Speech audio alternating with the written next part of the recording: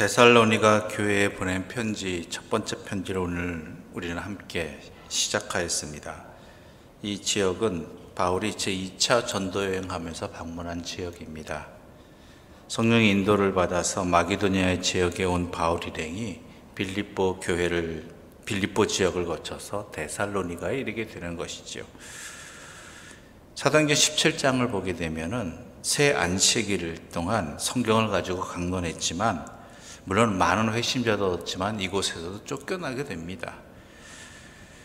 그리고 무엇보다도 사도 바울은 이 데살로니가 교회 사람들이 매우 좋았던 것 같습니다.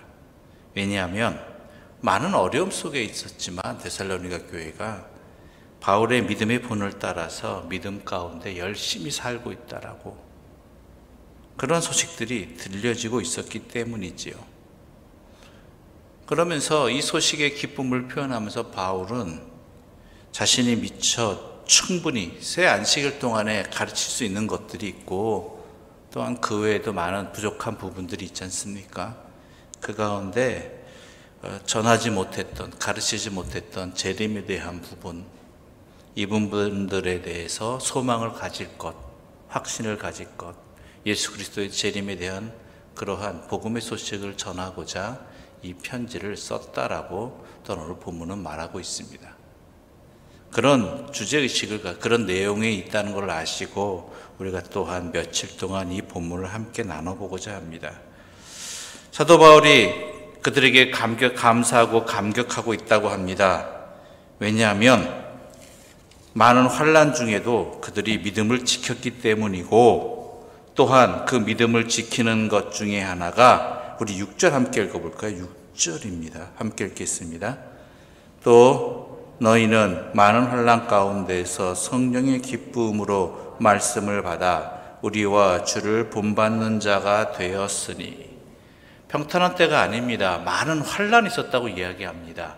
바울이 당한 것과 같은 환난을 당하고 있었는데 그 환난 가운데서도 그들이 바울에게 기쁨이 됐던 것은 성령이 주시는 기쁨으로 이것을 이겨냈다라는 것이죠. 다른 어떤 기쁨이 아니라 성령이 주시는 기쁨으로. 그 기쁨으로 무엇을 받았느냐? 어떤 힘을 얻었느냐? 말씀을 받았다라는 것입니다. 성령이 주시는 기쁨이 뭐냐면 말씀을 깨닫게 해주심으로 말미암아 그 말씀으로 말미암아 힘을 얻었다는 것이죠. 그 기쁨으로 살았다는 것이죠. 그래서 그러한 박해를 받았음에도 불구하고 예수님과 바울 일행을 본받아서 그 복음의 발걸음대로 복음의 전해진 바대로 그 말씀대로 그 모습대로 살아가고자 했다는 것입니다. 이것이 사도 바울에게 기쁨이 됐다는 것이죠. 그래서 7절 보게 되면 이렇게 기록되어 있습니다. 그러므로 너희가 마게도냐와 아가에 있는 모든 믿는 자의 본이 되었느니라. 이야기는 같은 지역에 있는 마게도냐와 아가 이쪽 지역도 마찬가지로 똑같은 시련과 박해 속에 있었다라는 것이죠. 그런 상황 속에서 어떻게 해야 될까 하는 것들이 데살로니가 교회의 모습을 보고 본이 되었다라는 것입니다. 우리 신앙인들은 본이 되는 사람입니다. 세상에 본이 되는 사람입니다. 이 새벽에 나와 계신 여러분들의 모습은 여러분의 또한 신앙생활은 여러분의 가정이나 여러분이 살고 계신 이웃의 본이 되는 그러한 삶의 모습이 되는 것이죠. 이 코로나19라는 상황 속에서 또한 많은 위협들과 어려움이 계속되고 있는 이 상황 속에서 사람이 무엇을 바라보고 살아야 될지 어떻게 이 시련과 위협 속에서 어떻게 살아야 될지 하는 그 본이 되고 있다는 것이죠. 물론 이렇게 생각하실 것입니다. 내 자신이 무엇이간데 우리 가정과 또한 우리 이웃에 또한 우리 교회에 내가 본이 되겠느냐. 그런데요, 중요한 것은요, 나는 통로입니다. 내가 하는 게 아니라 뭐예요? 내 능력으로 하는 게 아니라 성령께서 깨닫게 해주시는 그 말씀으로 살아가고자 하는 그 모습, 그것이 본이 된다는 것이죠. 바울의 표현에 하면 성령이 주시는 기쁨. 그것을 구체적으로 말하고 있는 것이 3절 함께 읽어볼까요? 3절입니다. 함께 읽어보겠습니다. 너희 믿음의 역사와 사랑의 수고와 우리 주 예수 그리스도에 대한 소망의 인내를 우리 하나님 아버지 앞에서 끊임없이 기억함이니. 즉 믿음의 역사와 사랑의 수고와 또한 소망의 인내라고 이야기하고 있는 것입니다. 이것을 구체적으로. 즉 성령께서 주시는 깨닫게 해주시는 말씀의 기쁨을 통해서 우리는 믿음의 역사가 일어나는 것이고 사랑의 수고를 감당해 나가는 것이고 또한 소망의 인내를 가지고 살아간다는 것이죠. 이것이 구체적으로 표현된 것이 또 어디냐? 9절과 10절입니다. 9절과 10절의 말씀 우리 다시 한번 함께 읽어볼까요? 9절과 10절입니다. 그들이 우리에 대하여 스스로 말하기를 우리가 어떻게 너희 가운데 들어갔는지와 너희가 어떻게 우상을 버리고 하나님께로 돌아와서 살아계시고 참된 하나님을 섬기는지와 또 죽은 자들 가운데서 다시 살리신 그의 아들이 하늘로부터 강림하실 것을 너희가 어떻게 기다리는지를 말하니 이는 장래의 노하심으로 해서 우리를 건지시는 예수니라. 아멘. 바로 이것이 성령께서 주시는 기쁨으로 말미암아 말씀을 통해 이렇게 삶이 표현되는 것이죠. 이렇게 되었다라는 것입니다. 즉 믿음의 역사가 무엇이냐? 그러면 우상을 버리고 하나님께 돌아오는 것, 우상을 버리고 하나님께 돌아오는 것, 이것이 바로 믿음의 역사라는 것입니다. 지금까지 살아왔던 우상이 가득한 세상 속에서 하나님 아닌 다른 것을 주인으로 삼았던 삶의 모습에서 참된 하나님께로 돌아오는 것, 회복하는 것, 이것이 바로 믿음의 역사라는 것이죠. 또 말합니다. 사랑의 수고란 무엇이냐? 그것은 바로 살아계시고 참되신 하나님을 섬기는 것. 살아계시고 참되신 하나님을 섬기는 것. 바로 이것이 복음의 역사이고 사랑의 수고라는 것입니다. 그럼 소망의 인내는 무엇이냐? 죽은 자들 가운데서 다시 살리신 그의 아들이 하늘로부터 강림하실 것을 너희가 어떻게 기다리는지, 바로 이것이라는 것이죠. 예수님을, 다시 오실 예수님을 기다리는 삶의 인내, 삶의 모습, 이것이 소망의 인내라는 것입니다. 우리가 이 세상을 살아가는 힘이 어디로부터 비롯되어지느냐? 물론 성령께 비롯되어지지만 또 다른 하나는 이 소망이 있어야 된다는 것입니다. 반드시 예수님께서 이 땅에 다시 오셔서 심판하신다는, 다스리신다는 이 소망이 우리에게 확실히 있을 때 많은 환난과 어려움과 또 많은 유혹 속에서도 우리의 믿음을, 우리의 신앙을 인내로서 지킬 수 있는 것이죠. 잠시 잠깐은 지킬 수 있습니다. 잠시 잠깐은 흔들리지 않을 수 있습니다. 그러나 계속되어지는, 반복되어지고 계속되어지고 또한 심해지는 이 어려움들 앞에서 우리는 쉽게 지치고 낭망하고 또한 포기하게 되는 것이죠. 그때 중요한 게 뭐예요? 그것을 이겨낼 수 있는 힘, 이 믿음을 지킬 수 있는 힘, 예수님께서 반드시 다시 오셔서 우리와 함께 하시고 우리에게 또한 심판하신다. 이 소망이 우리를 하여금 인내하며 살아가게 되는 것이죠. 결국 우리는 하나님이 이루어 주실 날을 소망하며 살아가는 것입니다.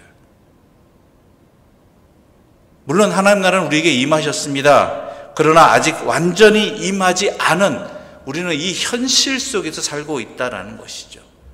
반드시 완전히 임하시는 그러한 날이 온다라는 그러나 아직 오시지 않았다는, 완전히 이루어지지는 않았다라는 이러한 상태 앞에서 우리는 이 믿음의 자리를 지켜야 되는 것이죠.